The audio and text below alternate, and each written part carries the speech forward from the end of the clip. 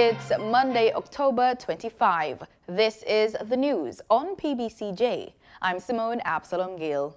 At least 9 health departments across the island have begun house-to-house vaccination. Healthcare teams, including public health nurses and community health aides from Hanover, Manchester, St. Elizabeth, Trelawney, Westmoreland, St. Anne, St. Mary, Portland and St. Thomas have been deployed to communities across the island to administer the COVID-19 vaccines to shut-ins, disabled and the elderly. In a release, Health and Wellness Minister Dr. Christopher Tufton said, quote, "This house-to-house vaccination program is intended to take vaccines to communities that are not close to a fixed site and to persons who are not able to travel to these sites." End quote. There are currently 2 vaccines in country, the 2-dose AstraZeneca and the single-dose Johnson & Johnson. Both vaccines provide protection against the deadly COVID-19 virus. Up to 2 p.m. October 24, the island had administered a total of 893,696 doses of vaccines. Of that number, 533,967 were first doses. 315,036 were second doses and 44,693 were single doses. Foreign Affairs and Foreign Trade Minister Senator Kamina Johnson-Smith says efforts have been made to include persons with disabilities in the government's COVID-19 vaccination drive.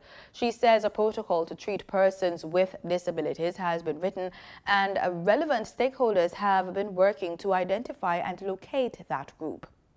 The Council for Persons with Disabilities, social workers, community health aides, parish councillors and community-based workers, along with agencies that treat with persons with disabilities, were engaged and asked to provide a listing to assist with locating such persons. The Jamaica Society for the Blind worked with the Ministry of Health and Wellness to transport persons to vaccination sites. Provision was made for the caregivers to be vaccinated at the same time.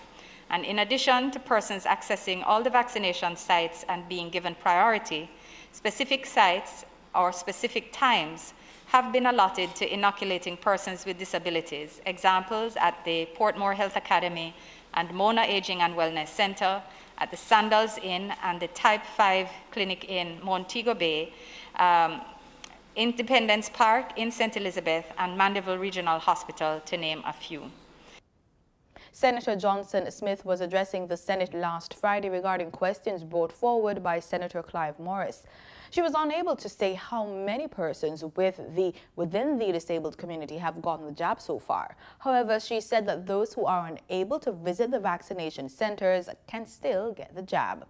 There is a registration tool on the Ministry of Health and Wellness's website for all shut-in persons. Once persons register, the Ministry of Health and Wellness will visit and inoculate. It was launched at the COVID Conversations, I think that should be a COVID Conversation session, live tweeted and shared on social media, as well as announced by press release. Persons can also call in to 8881-LOVE number to register for this service. Minister of Education, Youth and Information, Favour Williams, says the National Homework and Extra Lessons program is being fine-tuned in anticipation of the return to face-to-face classes. Speaking at a Kiwanis Club virtual meeting on Thursday, Minister Williams admitted that many students have fallen behind. She explains that the program is being designed to provide more teaching and learning opportunities for children, especially those who are facing learning loss owing to the COVID-19 pandemic. There is uncertainty surrounding the date for the resumption of face-to-face classes in schools. Face-to-face classes have been suspended as part of COVID-19 safety measures. A COVID-19 subcommittee of Cabinet was to meet on Friday to discuss the matter. The outcome of those deliberations have not so far been disclosed publicly. The current COVID-19 measures expire on Thursday, October 28. The Statistical Institute of Jamaica, Statin, has developed an Export and Import Price Indices, XMPIs. Director General Carol Coy says the development of the XMPIs is geared towards satisfying changing user needs. Speaking during Statin's digital quarterly briefing, Ms. Coy said the new product will measure quarterly price changes in the country's goods inflows and outflows. A special report for 2018 to 2020 will be released shortly. And moving forward, Statin will be releasing the XMPI, as it's called, on a quarterly basis. In executing our mandate of producing and delivering quality statistics, Statin recognizes that while it is important to produce our regular statistical products in a timely manner, we also need to ensure that we meet the growing needs of our stakeholders as best as possible. Still on the matter of export, Ms. Coy indicated that for the 2020 calendar year review period, the average export price fell by 10.3% compared to the outturn in 2019. This was due to the 14.6% decline in the export index of the mining and quarrying industry, impacted by the reduction in the price of alumina. Average import prices for 2020 also fell by 4.4% when compared to 2019, due mainly to the decline in the import price of fuels and lubricants, and this reflected the fall in global oil prices. The average import price for other categories, however, rose. The import price for consumer goods went up by 10.5%, while that for intermediate goods or raw materials rose by 2.7%. On Monday morning, leader of the Pathways International Restoration Kingdom Ministries, Kevin Smith, was being transported by the police from Montego Bay to Kingston when the motor vehicle he was in was involved in an accident near Bogwalk in St. Catherine. According to a release from the Police Federation, a member of the Jamaica Constabulary Force that was badly injured in the crash succumbed and died of injuries at the Spanish Town Hospital. As to Mr. Smith, his condition cannot be confirmed. When our news team arrived on the scene, he was seen unconscious and was being placed in an ambulance. Mr. Smith was being transported from Montego Bay, where he was being held, to CIB headquarters in downtown Kingston in an unmarked police vehicle when the accident occurred. Mr. Smith has been in police custody since 2 Sundays ago, when the police stormed the church grounds in response to reports of an alleged ritual. 2 people were found with their throats slashed at the church, and another person was reportedly shot and killed by the police when he attacked the security forces with a knife. We now get an update on the latest market shifts in this quick business report with Gabriel Thompson.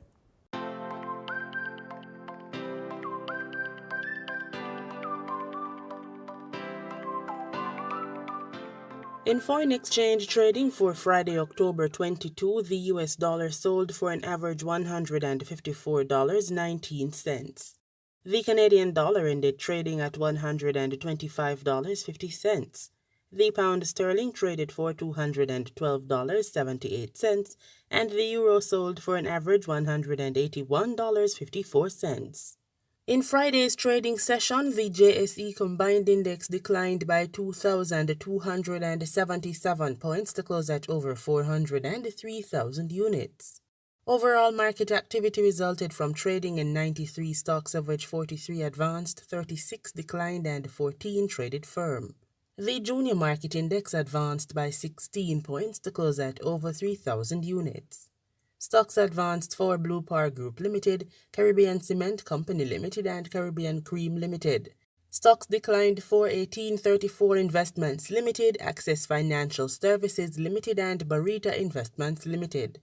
Trading firm were Caribbean Flavors and Fragrances Limited, Carreras Limited, and Deramon Trading Company Limited. Deramon Trading Company Limited was the volume leader with over 5 million units, followed by Wigton Wind Farm Limited ordinary shares with over 2.8 million units, and Lumber Depot Limited with over 1 million units.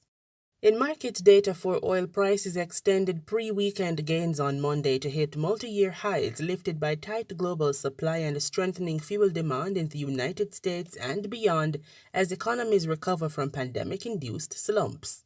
Brent crude futures rose by 81 cents to $86.34 a barrel. West Texas Intermediate crude futures rose 86 cents to $84.62 a barrel.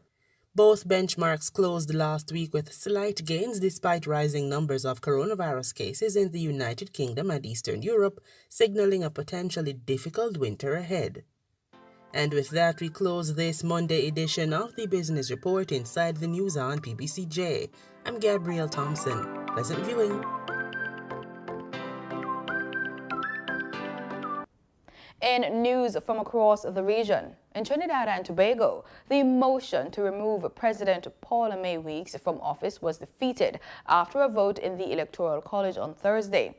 The Section 36 motion was filed by leader of the opposition, Kamla Persad-Bissessar, but before this, the sitting got off to a heated start. Mahala Joseph Wharton tells us more. Honourable members, the result of the vote is as follows. 24 members voted for, 47 members voted against, no member declined to vote. The motion is defeated. The results of the vote mean President Paula May Weeks will not face a tribunal. In the extraordinary sitting of the House of Representatives, Speaker of the House, Bridget Anisette George, attempted to respond to a letter sent to her by opposition leader Kamla Persad-Bissessar, or so she tried. The Speaker was constantly interrupted by the opposition as they called on her to debate the motion. It appears that the members of the opposition are not prepared for us to proceed at this time, and I think maybe if we suspend for about 15 minutes, we'll all get back here to the serious business of this House. This House is now suspended. You are now delaying the process. Continue with your announcement. We are under a dictatorship under this. As she moved her motion later in the sitting, Mrs. Persad-Bissessar tore up the guidelines for the sitting. Before I read the motion, I want to say these guidelines are illegal, null and void. Illegal. Before the vote began in the Electoral College, the opposition members clamored for independent Senator Cherise C. Persad to recuse herself from the sitting. Madam, respectfully, I would like to know on this vote about independence. If independent Senator C. Persad, if this issue involves her sister, should she recuse herself from this? When it got to the voting process, the opposition again protested as they did not have use of their microphones. They expressed concern that their vote would not be recorded. My advice is that the banging on the desk sometimes affects the functioning. Yeah. The opposition's protest continued until the end of the voting process. Mahalia Joseph Wharton, TTT News. In St. Lucia, the National Workers' Union has reiterated its request for an urgent meeting with the country's health minister. The NWU says the sit-down is paramount to addressing a number of pressing issues affecting community health aides during the COVID-19 pandemic. Community health aides have voiced their qualms to the National Workers' Union. In a periodically held meeting with the healthcare workers, the National Workers' Union was able to unearth a myriad of concerns. Some of the issues had to deal with the fact that some of them have been required to do home visits in an environment where you have COVID-19 cases on the rise.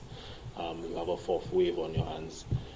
You also had a situation where they have to be present at the various vaccination sites without allowances and sometimes no potable drinking water or no access to potable drinking water, no access to meals and so forth. So some of these burning issues, the health aides felt that it needed to get to the ears of the union, and the union therefore had to accede to the request by the health aides to seek an urgent audience with the new minister.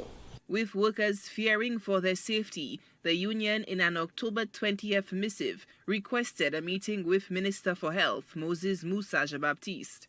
Assistant Secretary General, NWU, Johan Harewood, says the request to meet with a new minister has been standard practice once a pressing issue in need of attention arises regarding workers' safety within the work environment. Issues such as those once they show their head in the health sector, that the Minister for Health is brought on to have these joint discussions. It has happened, like I said before, and it is something that we would like to see happen in this particular instance. The trade union is hopeful of a favorable response from the Minister for Health to bring speedy resolution to the matter. We have not received a response as yet, but we're hoping within the course of the coming week that a favorable response would come. Bearing in mind that we also will be having a meeting with the health center attendants, and they too have a series of issues that they would like to get to the ears of the union. So we're hoping to have that engagement with the health center attendants this coming week and see how best everything can be put in context, especially as we have that meeting ostensibly with the minister coming up in the next few days. The union is looking to a positive outcome for health workers charged with caregiving during the ongoing health crisis. Sola Alfred, HCS News Force. The Grenada Hotel and Tourism Association launched its first group health, life and air ambulance insurance program for employers who want to provide insurance for their employees that's affordable and inclusive. The Grenada Hotel and Tourism Association on Tuesday launched its Group Health, Life and Air Ambulance Insurance Program. This program is the first of its kind in the island's tourism industry and is said to be a new step in the execution of the GHTA plan to better harmonize the benefits provided to members' employees. This was made possible with the partnership of Medical Air Service Assist, Massa Assist, and the Guyana and Trinidad Mutual Fire and Life Insurance Companies, GTM. Chief Executive Officer Arlene Friday said the initiative is long overdue. This is part of an entire initiative that GHTA has been really a part of from the start. Health has been our priority. Since last year, we were very much involved in training our sector in terms of infection control. We're also very actively involved in the vaccination drives that are going on throughout the island. And now this is another component that we're here to assist you with insurance. GTM and Massa came together to provide an all-inclusive package that they considered affordable for employers who want to provide insurance for their employees. The program will join the list of benefits to all members, allowing businesses of all sizes to participate. The executive officer pointed out, as the COVID-19 pandemic continues, many continue to experience financial stress. The GHTA, therefore, plans to help alleviate health burdens by providing a holistic approach to healthcare with additional programs. We know that right now we're going through such a difficult and challenging time with this pandemic, and many of you are challenged financially and just finding different ways to make ends meet for your staff and for you yourself. So we thought this was a great initiative to be a part of and to align ourselves with, to benefit you and your staff, to help you hopefully retain staff, improve productivity, and also just, improve our overall health, because, we want to make it more accessible, more affordable, and really make this a true service to you. Grenada's tourism sector is one of the largest employers in the country's economy. The employees will have access to health care for themselves and their families under this new initiative. In sports, we open the innings with cricket. The T20 World Cup group stage matches began poorly for the West Indies after they slumped to an embarrassing defeat to England. The regional team managed only 55 of 14.2 overs after being sent in, with veteran Chris Gayle the only batsman to reach double figures with 13. In the meantime, Windies head coach Phil Simmons said the defeat had not shattered his team's confidence. Their next match assignment is against South Africa on Tuesday. Over in football, Jamaica's Reggae Girls played Costa Rica to a goalless draw on Sunday in their international friendly in Fort Lauderdale. The Jamaicans enjoyed a numerical advantage for well over 80 minutes of the fundraising encounter after Costa Rica's Catherine Alvarado was shown a straight red card in the 6th minute after pulling back Atlanta Primus, denying a clear and obvious scoring opportunity. And that's our package. You just watched the news on PBCJ, the People's Station.